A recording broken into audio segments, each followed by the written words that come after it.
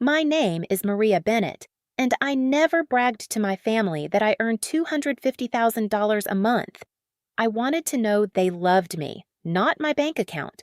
So one freezing Friday night in Chicago, I came back home without warning my parents and joked that I had just lost my job to see their reaction. But before I even managed to take off my coat, my mother looked me up and down and smiled like my failure had finally arrived. Then my husband raised his glass and said the words that ended our marriage. I used to think silence could protect love. That was the lie I lived with for years. In my family, money was not just money, it was a language. My father, Victor Bennett, spoke it through silk ties, private elevators, and the way he held a glass of scotch like it was proof he mattered.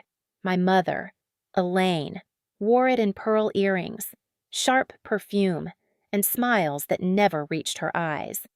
Their penthouse in Chicago looked like something from a magazine. All marble floors, glass walls, and city lights spread below like a prize they had won. But I knew the truth. Years earlier, they had almost lost that penthouse. Bad investments, unpaid bills, and a lifestyle built for people richer than they were had caught up with them. I stepped in quietly. I arranged the purchase through my own legal structure, handled the payments, covered the bills, and let them stay there because I could not bear to see my parents humiliated. They never knew it was me. Or maybe they never wanted to know. To them, I was still Maria, the daughter who disappointed them by choosing technology and data instead of a respectable career they could brag about at dinner parties. They thought I spent my days doing little tasks on a laptop. They did not know I ran my own financial technology and data analytics business. They did not know one strong month could bring in around $250,000. And I let them believe the smaller version of me because I wanted one thing money could not buy. I wanted to be loved without being useful. My husband, Daniel Reed, was part of that illusion too.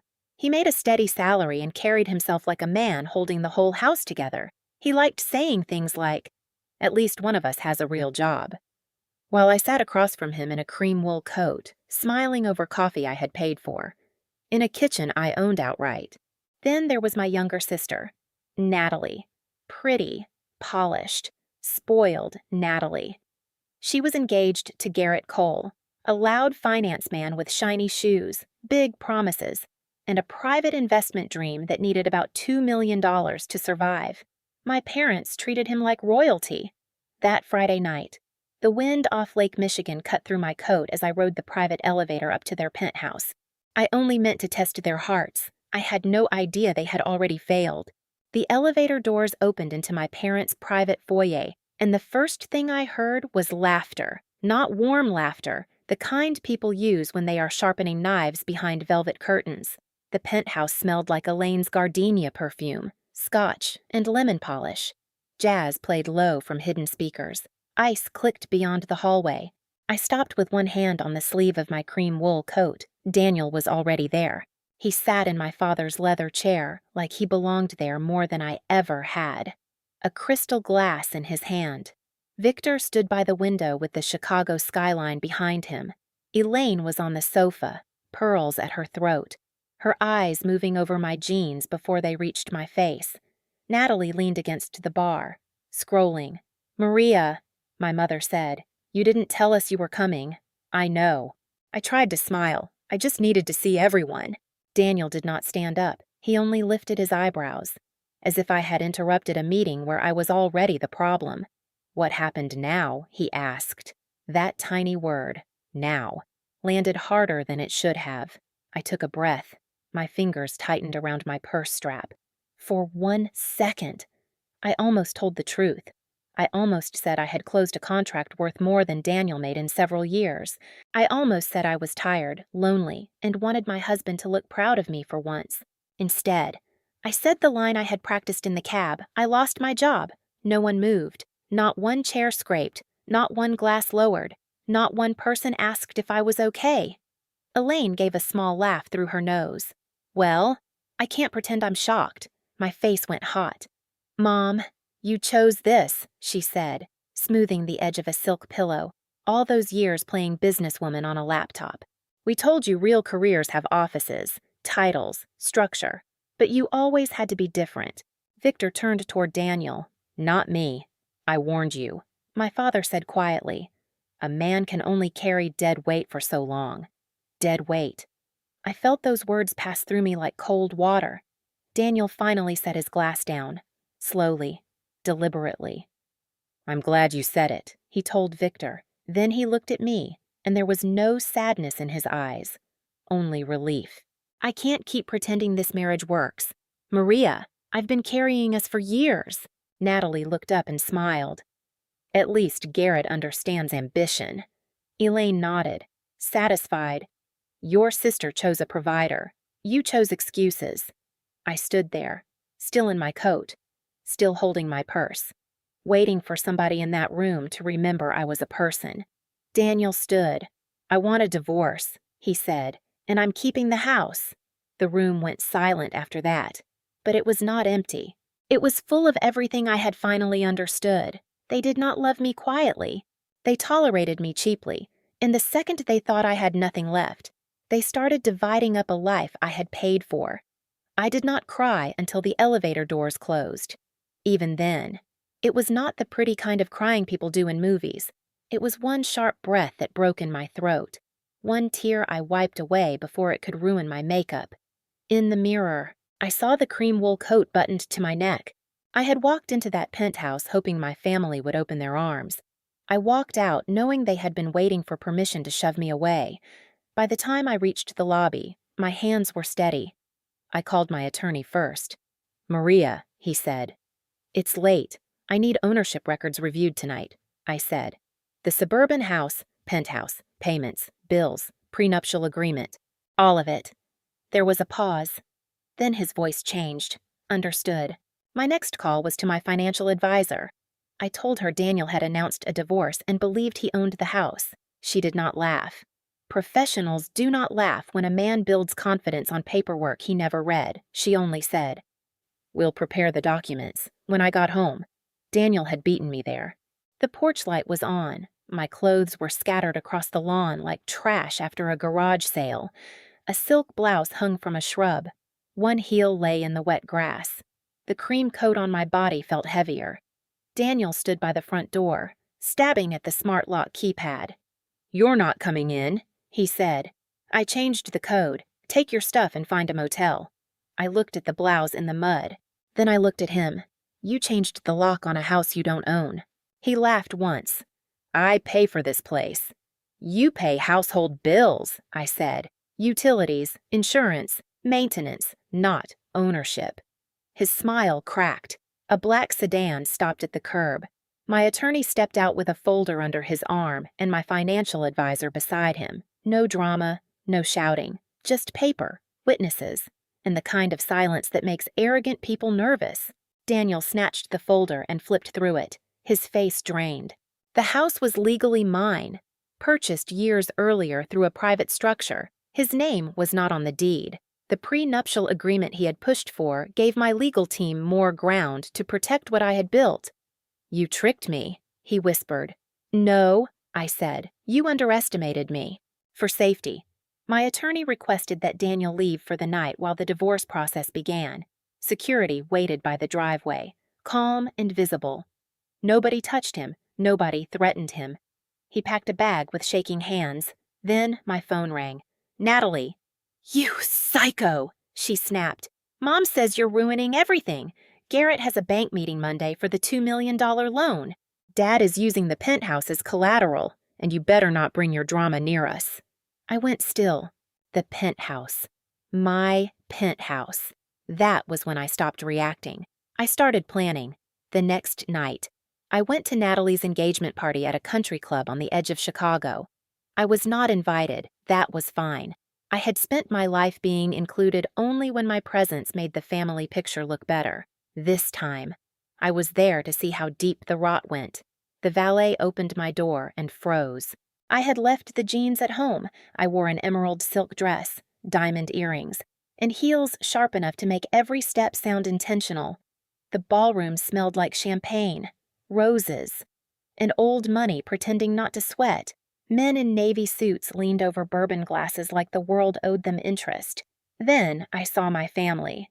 Elaine stood beside Natalie near an ice sculpture, smiling so hard her face looked painful.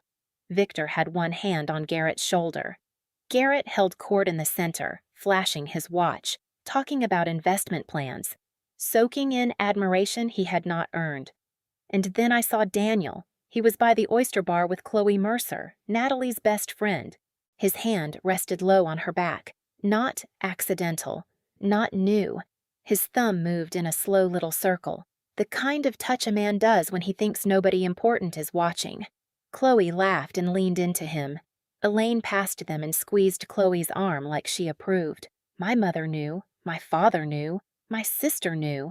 They had not just watched my marriage collapse. They had saved a seat for the woman replacing me. Elaine spotted me first. Her smile died. She rushed across the ballroom with Victor close behind her.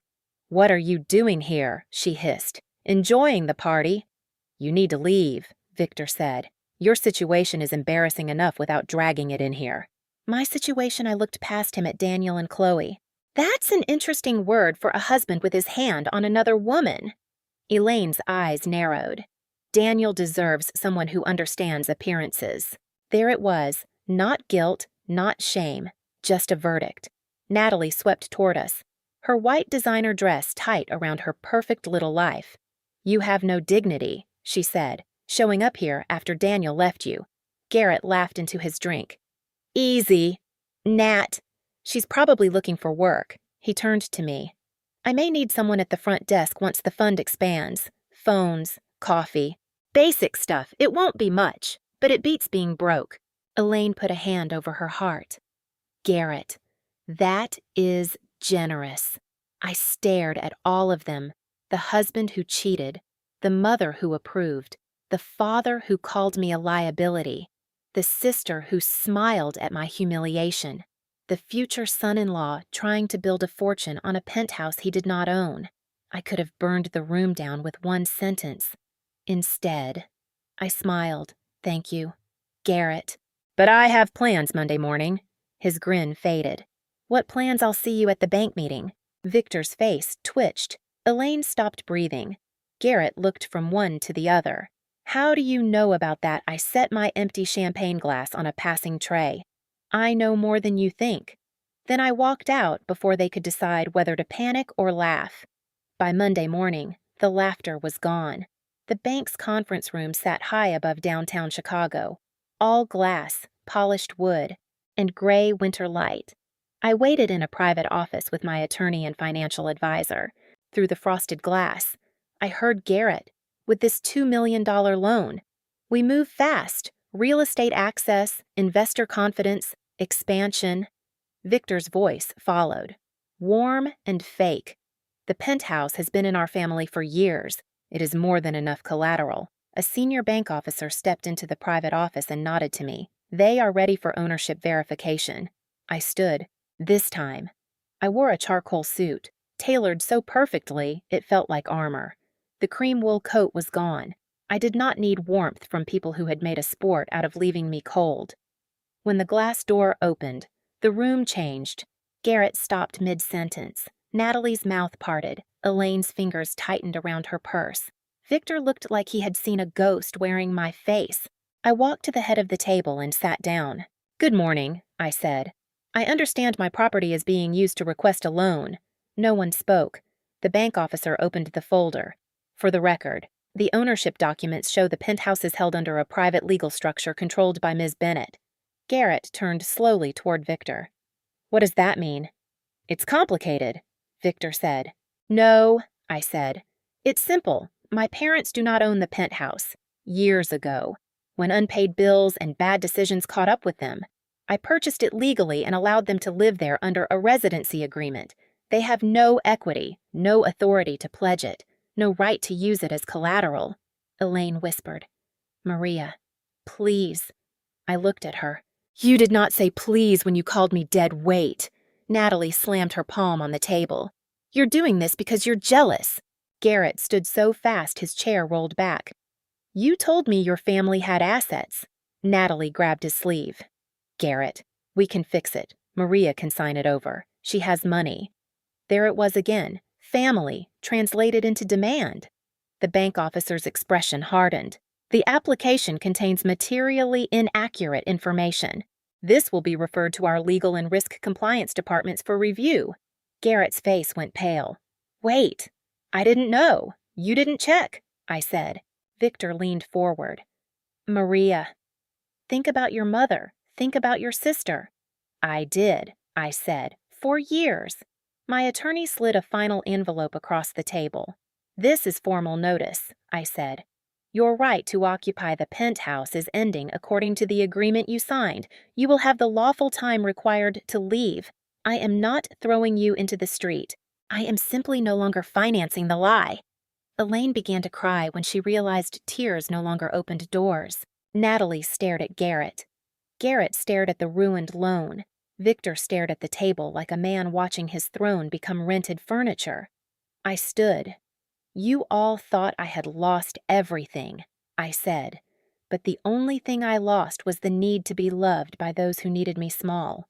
Then I walked out, leaving behind an engagement, a collapsed loan, and a family introduced to the cost of contempt. By noon, Garrett had ended the engagement, not with a long speech, not with dignity. He left Natalie crying near the bank elevators while he took a call from someone who sounded like an attorney. That was the thing about people who loved status. The second the lights shut off, they ran for the next bright room. Within days, my parents' phones stopped ringing. The couples who used to drink wine in their penthouse suddenly had busy schedules. The wedding planner wanted payment up front. The country club canceled the date when no deposit arrived. Natalie deleted every photo of Garrett except one, then deleted that too. Daniel came back on Thursday. He looked smaller. His suit was wrinkled. His hair was flat. He stood on my porch with red eyes and said, Maria. I was confused. I held the door half open. No, you were confident. He said Chloe meant nothing. He said my parents got in his head. He said marriage deserved forgiveness. I handed him the divorce papers. You don't miss me, I said. You miss the life you thought you owned. 30 days later, Victor and Elaine left the penthouse through the service elevator with cardboard boxes and faces they could not hide behind pearls or scotch. No one came to help when the place was empty. I went back. The rooms echoed. The marble felt cold under my heels. I opened the closet and hung up my cream wool coat. For once, it did not feel like something I wore to be accepted. It felt like proof I had survived. Standing on that balcony above Chicago, I finally understood something simple. Justice does not always slam doors. Sometimes, justice is silence after years of begging to be seen. It is unpaid bills that are no longer your burden. It is a phone you no longer answer. It is choosing peace over people who only called you family when they needed access.